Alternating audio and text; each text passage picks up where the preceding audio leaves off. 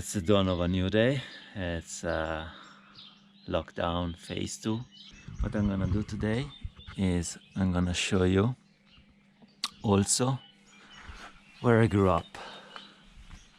Many people ask me to show my village, the place I've grown up. So I'm gonna take you a tour of the village while I talk to you about what's been going on and what's the new plan, and then we'll have a lemonade with those. We are off, guys, and stick around because there is gonna be some dirt as well. But now I'm gonna go up to the highest point of my village, and then we'll do some talking there. I'll bring you up to speed. So there's a little climb to do here. Wow. It's pretty steep actually, the last part. And we're gonna sit down. There is a nice church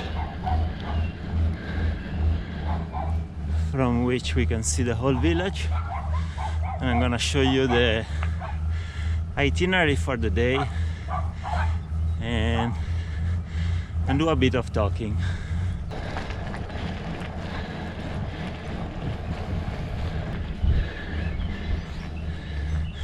So that's the church. Not sure you can see it. That one, the white building. This was a little dirt road when I was a little kid, and they decided to pave the whole fucking thing.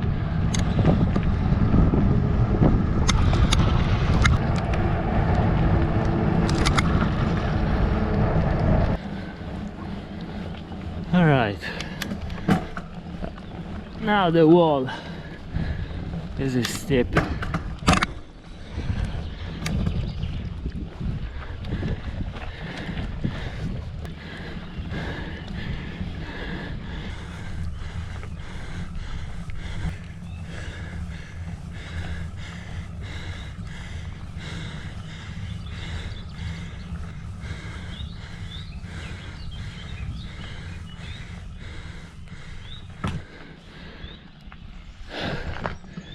I'm from the future.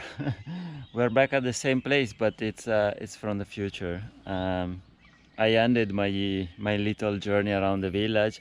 Just a quick note to say that the talking part of the video that I did there was way too long, so it will be 2 episodes for this video. The talking part will be the boring one at the beginning, but it will give you an idea of what's going on, what has been going on, and I'll try to edit some of the clips of the journey around the village into the talking video. But to see the actual village, I'm gonna show it to you in the following episode. Enjoy it. Ciao. It's closed. That's a pity, because I wanted to take you there and you could see the whole village. The village is on the other side, and yeah, so you'll have to stick with this view of the woods, the vineyards, and the old farms. So this is the second take, to be honest, because I did this already. I talked to the camera 10 minutes and then I realized it was off. Yeah. So let me bring you up to speed. I arrived in Italy on November, and you've seen the video of the vlog of me arriving home, and many people ask me, you didn't show anything of the party and the people there. No. And that's something you should be aware of, that I have a hard time documenting my journey through a video camera. I'm not a very good videographer, but the main reason is because I find the camera to be a filter that mediates the experiences that I live on my journey. And I have met bike travelers that are very good at producing content for their YouTube channel. They're very good at storytelling, and they produce very entertaining content.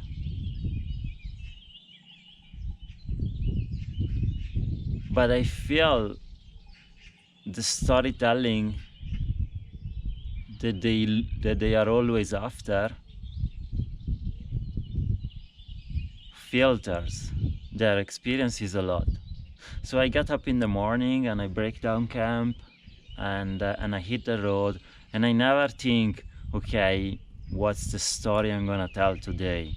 I'm just living my journey, and the documenting is just a byproduct. If it's there, it's good. If it's not there, it's still good. And it's usually and I know it's somewhat boring because there's never people involved in my videos, but it's because 95% of what I'm doing is about cultures, humanity, and I have a difficulties to take out my camera to document those interactions. It's something that I feels like taking away a lot of genuinity of what I'm doing. So I might try to do a better job, but that's the way it is. It's me being judgmental probably, but that's how I feel. So anyway, I got home in November, and there was a big party. There was lots of people I haven't seen in many years, at least since 2015. But there was, because before I was living in Ireland, there was also like people that I haven't seen like for a few good years before that, and it was great. The great part was also that there was a couple from Argentina, from Patagonia, that was hosted by my family. Le estamos preparando la bienvenida a David. Ahí está David poniendo los globos. ¿Qué tal? Y acá adentro armando las mesas. Así que ahora va a llegar. Y bueno, vamos a comer un poquito, a hacer un poquito de sociales en italiano. Some bike travelers. And it was cute to arrive home and hang out a few days with people that they were also bike traveling. And this is a couple that hosted me when I was in Patagonia, in Zapala. It's the northern part of the Argentinian Patagonia. And then the plan was to stay a few months during the winter with my family, catch up with some friends, and I had many projects that I wanted to do that at the end I wasn't able to bring myself to do. I wanted to publish a coffee table photo book with some stories of my trip. But yeah, there was loads of projects I wanted to do, and at the end I didn't do much. But that was the plan. Spend at least December and January with my family, and then hit the road again. And I had a rough idea of taking a ferry from Italy, from the port of Genoa, and get to Tunisia or Morocco. But the idea was to do Tunisia, Algeria, Morocco, and re-enter Europe from Spain, Portugal, and continue my journey through Europe back to the Middle East, into Asia. And yeah, the plan changed mainly because I had some health issues that I had to deal. And the main health problem I had was related to the main problem was a hernia that I developed on my L4, L5 disc, and that's a problem I had in Ecuador before, and I think I had for many years. and but I think it started to develop it again back in August when I was leaving Turkey, and through the Balkans I really had pain, but I thought I'll just push through, and once I get to Italy I'll sort it. And then in January I was doing some exercises, and then I pushed a little bit much with an exercise I should have not done in January, and it became really painful. I went to see a chiropractor and it wasn't really good, and I wasted quite a bit of money. Then finally I was able to get an MRI done just before the whole lockdown happened. At that point, coronavirus was already a thing, so I was at the hospital and I was thinking I shouldn't be here. But I got an MRI done, and apparently it's nothing like too severe, but there is a herniated disc and another disc has a little problem, and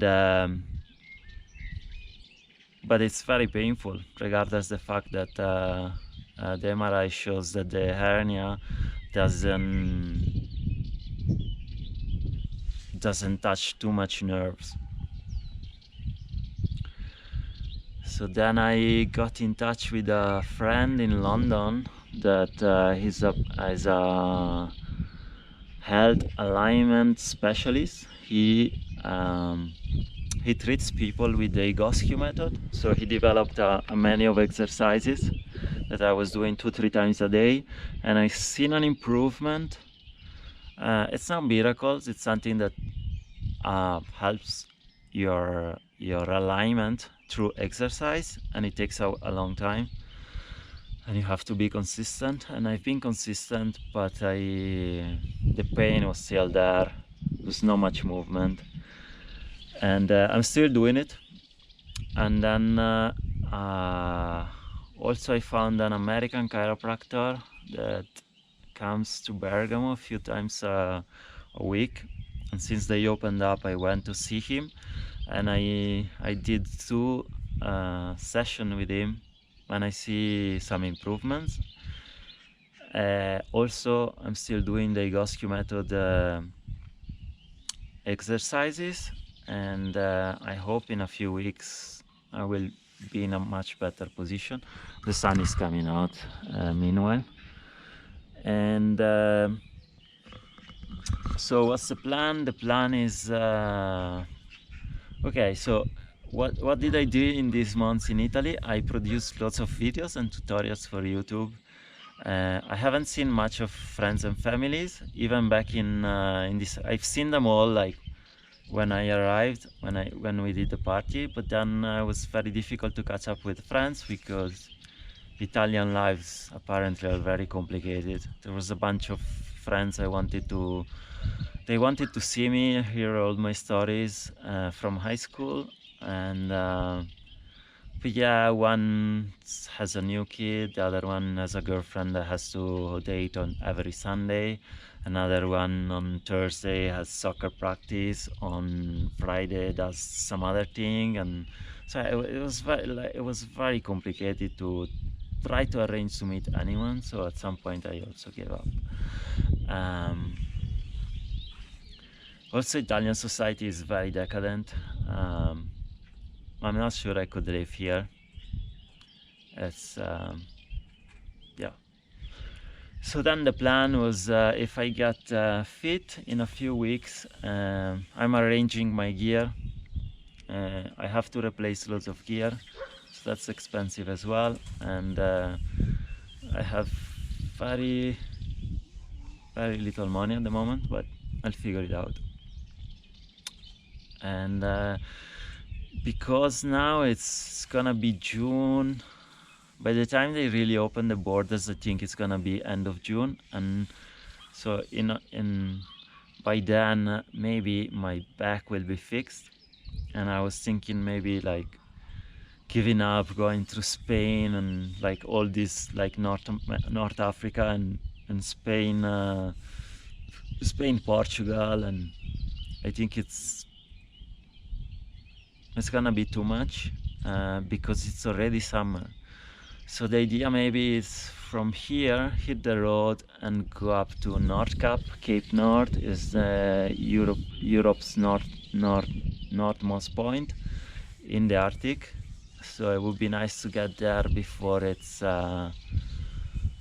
too cold.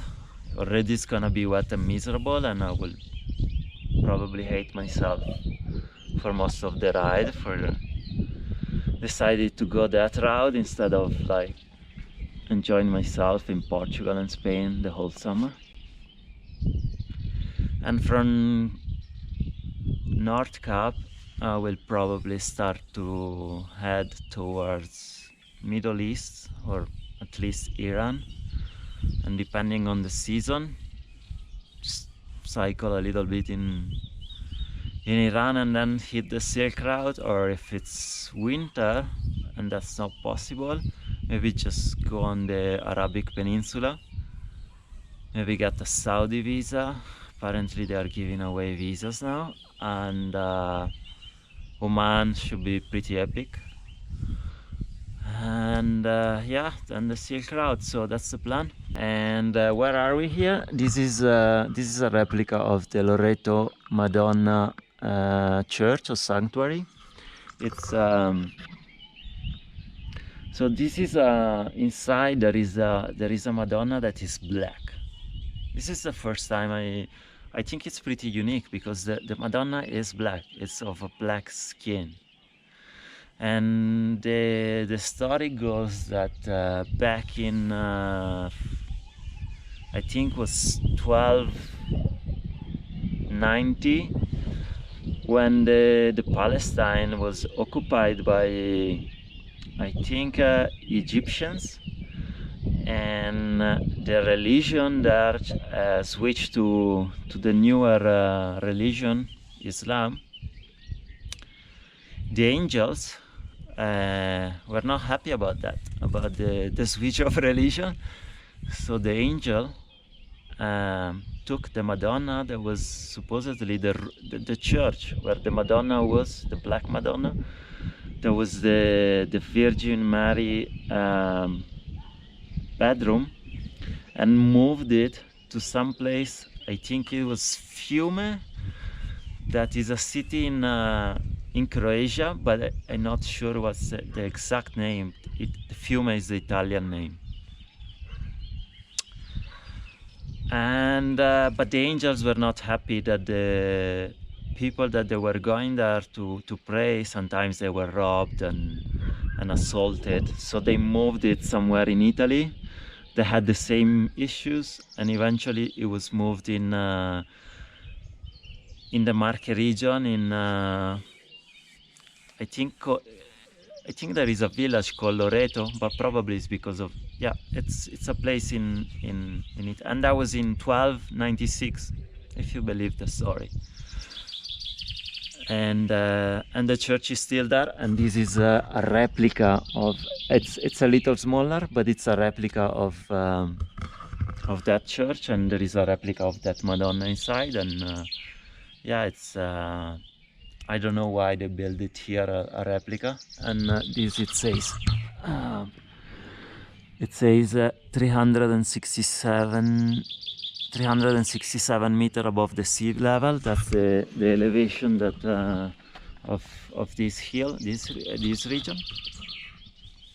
And yeah, so it's a Black Madonna. It's very interesting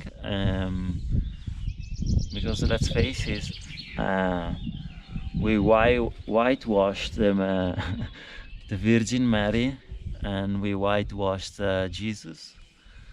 So this Madonna was not whitewashed, although like a lot of people from these areas, that they worship the Madonna a lot, and every year they try to raise loads of money for like a big party that it's not really a party, but it's a ceremony that between the 9th and the night of the 9, between the 9 and the 10th of December is supposedly in 1296, where this translation of the Madonna happened by the angels, and every year they do. So a few days beforehand, they bring the Madonna down to the church in the village, the main church in the village. I'll bring you to the square there. And then that night, people with torches, they bring up on their shoulders, and there is many people following the Madonna with torches during the night, and they walk up the whole hill. And then yeah, lots of people, they raise money for the church, and also like for like fireworks and these things. And the fireworks are nice, but they waste like at least maybe like 15,000 euro every year for something of entertaining that they could use to feed a few families on, or put like many kids through schools. But it is what it is. And it's a Black Madonna, and many of these people, they probably will not be sympathetic to black people, yeah? But that's another issue. So enough with the talking. Let's see, I want to show you where I grew up, so I'm gonna show you the village, but first we will go up this hill. We will get to that hill, and then I'll hit the trail, cross these woods here up to there. Then I'll go down where there's the bread house, and then there's a trail that goes back down. There's a river at the edge of the vineyard, and come up there, and from there head to the village, and then I'll show you the village around, and I'll show you where I grew up, guys. You asked and I deliver. Sorry, I just noticed that I've been talking for almost 18 minutes, and nobody in their right mind is gonna sit through like 40-50 minutes videos of me talking and riding around my village. So it's gonna be in 2 parts, so the riding is gonna be for next week. Please do like and subscribe my video. It's gonna help me a little bit, and thank you so much for the support that you show me, and I'll see you in the next video. Ciao.